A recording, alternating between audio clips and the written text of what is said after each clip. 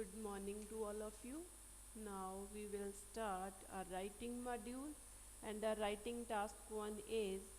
the pie chart shows the amount of money that a children's charity located in the USA spent and received in 1 year 2016। हाँ जी जे year mention किया होया 2016 तो ये आएगा past दे विच सारा clear जे साडे कोल दो पाई चार्ट मैंशन किए हुए आ तुसीं रजे की करदे हो पाई चार्ट शोज़ लिखते हो इत्थे दो ने ना फिर pie charts show illustrate depict कुछ भी लिख सकते हो ठीक है amount of money that a children's charity located in the USA they which organization है रजे ਜਿਹੜੀ कि ਰੈਵਨਿਊ ਸੋਰਸਿਸ ਉਹਦੇ ਕਿਹੜੇ ਨੇ ਕਿੱਥੋਂ ਉਹ ਕਿੱਥੋਂ ਮਨੀ ਆ ਜਿਹੜੀ ਉਹਦੀ ਇਨਕਮ ਹੈ ਆਰਗੇਨਾਈਜੇਸ਼ਨ ਦੀ ਇਨਕਮ ਕਿਹੜੀਆਂ ਜਗ੍ਹਾਵਾਂ ਤੋਂ ਕਿੰਨੀ ਹੈ ਫਿਰ ਐਕਸਪੈਂਡੀਚਰ ਉਹ ਆਰਗੇਨਾਈਜੇਸ਼ਨ ਦਾ ਪੈਸਾ ਜਿਹੜਾ ਉਹ ਕਿੱਥੇ ਸਪੈਂਡ ਹੁੰਦਾ ਐਕਸਪੈਂਡੀਚਰ ਉਹਦਾ ਕਿਹੜੀ ਚੀਜ਼ਾਂ ਤੇ ਹੈ ਕਲੀਅਰ ਹੈ ਜੀ ਹਾਂਜੀ ਜਿਹੜੀ ਟੋਟਲ ਇਨਕਮ ਹੈ ਉਹ ਕਿੰਨੀ ਹੈ ਰਜੇ ਨੀਚੇ ਮੈਂਸ਼ਨ ਕੀਤੀ ਹੋਈ ਹੈ ਟੋਟਲ ਡਾਲਰ ਦੇ ਵਿੱਚ ਡੇਟਾ ਮੈਂਸ਼ਨ ਕੀਤਾ 53561580 ਡਾਲਰ ਇੰਨੇ ਨੇ ਜਿਹੜੇ ਉਹਨੇ ਅਰਨ ਕੀਤੇ ਨੇ ਤੇ ਜਿੰਨੇ ਸਪੈਂਡ ਕੀਤੇ ਨੇ ਉਹ ਹੈ 53224896 ਡਾਲਰ ਠੀਕ ਹੈ ਇੰਨੇ ਰਜੇ ਉਹਨਾਂ ਨੇ ਕਮਾਏ ਨੇ ਇੰਨੇ ਪੈਸੇ ਅਰਨ ਕੀਤੇ ਨੇ ਇੰਨੇ ਸਪੈਂਡ ਕੀਤੇ ਨੇ ਉਸ ਆਰਗੇਨਾਈਜੇਸ਼ਨ ਨੇ ਕਲੀਅਰ ਰਜੇ ਜਿਵੇਂ ਅਸੀਂ ਬਣਾਉਂਦੇ ਆ ਇਹਦਾ ਸੈਂਟੈਂਸ ਬਣਾਉਂਦੇ ਆ ਸਭ ਤੋਂ ਜ਼ਿਆਦਾ ਇਹਨਾਂ ਨੇ ਡੋਨੇਟਡ ਫੂਡ ਤੋਂ ਮਨੀ ਅਰਨ ਕੀਤੀ ਹੈ ਠੀਕ ਹੈ organisation got highest income from donated food with 86.6% clear ਫਿਰ ਇੱਧਰ ਦੇਖਦੇ ਆ ਇਹਨਾਂ ਨੇ ਕੀ ਕੀਤਾ ਸਭ ਤੋਂ ਜ਼ਿਆਦਾ ਜਿਹੜਾ ਪੈਸਾ ਹੈ ਰਜੇ ਉਹ ਪ੍ਰੋਗਰਾਮ ਸਰਵਿਸਿਜ਼ ਤੇ ਸਪੈਂਡ ਕੀਤਾ organization spend 95.8% money on program service clear है जी फिर तुसी इहदा अगे आप बना सकते हैं whereas it was only 2.6% in fund raising ठीक है कि यह रजे फंड रेजिंग दे विच सिर्फ 2.6% नोट किया गया क्लीयर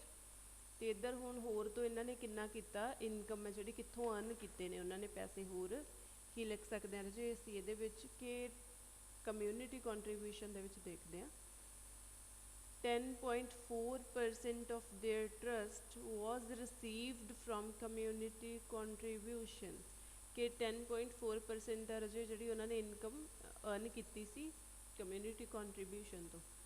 गवर्नमेंट ग्रांट्स ते इन्वेस्टमेंट इनकम है वो रजे 0.2 है दोवां दी सेम है ठीक है सेम भी लिख सकते हैं जाए इन्हां दा प्लस करके देख लैंदे असीं government grants and investment income contributed only 0.4 to the total income कि रजे दोवां दा सिर्फ 0.4% कंट्रीब्यूशन सी टोटल इनकम दे विच क्लीयर रजे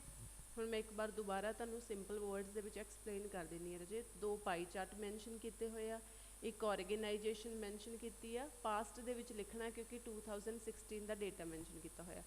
ਜਿਹੜਾ फस्ट पाई चार्ट है जे वो दसदा है कि वो ऑर्गेनाइजेशन कितों इनकम हो रही है किन्नी इनकम ये इनकम का डेटा है जिमें 86.6% डोनेटिड फूड तो हो रही है उन्होंने इनकम ठीक है एक्सपेंडिचर दसे हुए ने दूसरे पाई चार्ट दे विच कि उन्होंने कित्थे मनी स्पेंड की मैनेजमेंट एंड जनरल तो 1.6% स्पेंड की ये इन्नी की प्रोग्राम सर्विस तो सब तो ज़्यादा की जी कि 95.8% नोटिस की गई क्लीयर है जी तो बीपी जो स्टार्ट करना है तो तुसी ये अपना जो टोटल डेटा है दोवां दा वो मैंशन बीपी फस्ट दे विच कर दिओ एक बार क्लीयर है जी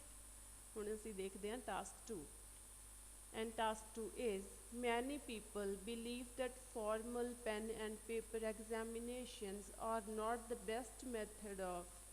assessing educational achievement discuss this view and give your own opinion हाँ जी रजे तुसी की करते हो इनू लिख देने हो जी दो लाइनस मैंशन कीतियां तो तुहानूं ये लगता है कि दोवें लाइन है डिस्कस बोथ व्यू लिखते हो तुसी उहदी थीसिस स्टेटमेंट कि दोवें सो प्लीज़ देखा करो कि स्टेटमेंट एक दिती है जो दो दिती है क्लीयर जी हाँ जी हुण सानूं क्वेश्चन की डिमांड की है कहते बहुत सारे लोग ने रजे जिहड़े मनते हैं कि पैन ते पेपर नाल जिहड़ा असीं पेपर लिखते हाँ एग्जाम पेपर दिंदे हाँ असीं एग्जाम दिंदे हाँ कहते वो बेस्ट मैथड नहीं है किसी बच्चे की एजुकेशनल अचीवमेंट नूं जज करन दा ठीक है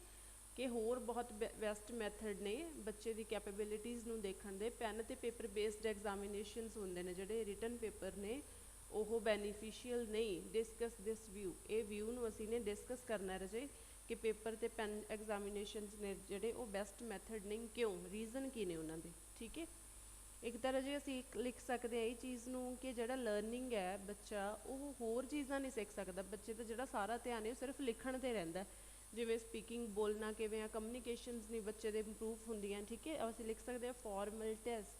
does not evaluate all aspects of learning such as speaking and communication skills। ठीक है रजे, क्यों नहीं होंदे, क्योंकि रजे जिहड़ा होंदे ने स्टूडेंट वो सारा साल यही सीखते ने जो उन्होंने याद किया हुंदा, सिक्ख्या नहीं हुंदा, सिर्फ याद किया। Because writing based tests are able to assess what students learn in a year. ठीक है, कि उन्होंने सिर्फ की याद किया, नॉट अ सिक्ख्या, लर्न नहीं किया। क्लीयर। सो उन्होंने रजे स्टूडेंट्स ने यह भी लिख सकते हैं कि उन्होंने अपने आइडियाज़ ने जोड़े एक्सप्रैस ही नहीं करने आते। जो किसी अगे उन्होंने वर्बली बोल के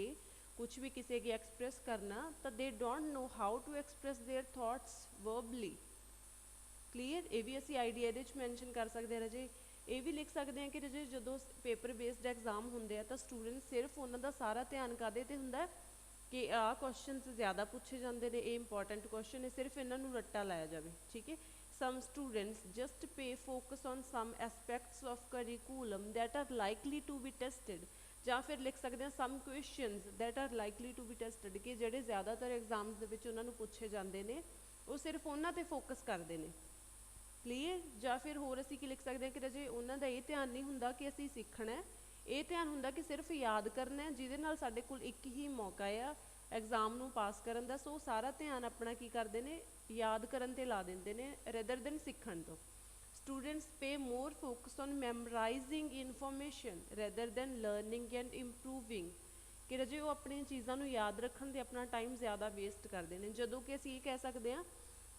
कंडीशनल सेंटेंस नाल बना सकते हो तुसीं रजे इफ सेंटेंस ला के कि जे टीचर ने जां कोई भी जिहड़ा उन्हां नूं पढ़ा रहा है, टीचर्स ने उन्हां दे गाइडर ने जे वो doing projects and seminars and research allow them a great opportunity for self learning. कि रजे जो बच्चे की करते हैं प्रोजेक्ट्स बनाते हैं, सैमीनार अटेंड करते हैं, कोई रिसर्च करते हैं, तो ये बच्चों के लिए एक ग्रेट अपॉर्चुनिटी अपने आप को इंप्रूव करन दा, अपने आप कुछ सीखण दा, सैल्फ लर्न करन दा। ठीक है, एक वो टीम वर्क सीख सकते हैं रजे जे आप पेपर बेस्ड है, ये कुछ सीखण नूं है नहीं, सिर्फ लिखना है, याद करो और लिखो, कुछ सीखण लई नहीं है। ठीक है, फिर रजे कई बार ये भी हो जाता है कहते कि जो आप एग्जाम दिन्ने आ, कई बच्चे उदा बहुत ज़्यादा इंटैलीजेंट होंगे, उन्होंने नॉलेज भी बहुत होंगी है, पर एग्जाम्स के विचों नर्वस हो जाते हैं। Some students feel extreme nervousness while taking exam. So की होंदा है कि वो अपनी जी पूअर परफॉर्मेंस शो करते हैं। ठीक है, ये बहुत सारे पॉइंट ने रजे कि जेडे ये दसते हैं कि पैन और पेपर बेस्ड एग्जामिनेशनस ने जोड़े रिटन एग्जाम्स ने वो बेस्ट मैथड नहीं किसी बच्चे की कैपेबिलिटी नूं चैक करन दा। क्लीयर। एक ध्यान रखियो रजे सिर्फ एक ही व्यू है, इनू ही डिस्कस करना कि क्यों पैन ते पेपर बेस्ड एग्जामिनेशनस बेस्ट मैथड नहीं। Clear Raje. Now you can start your writing task. Thank you.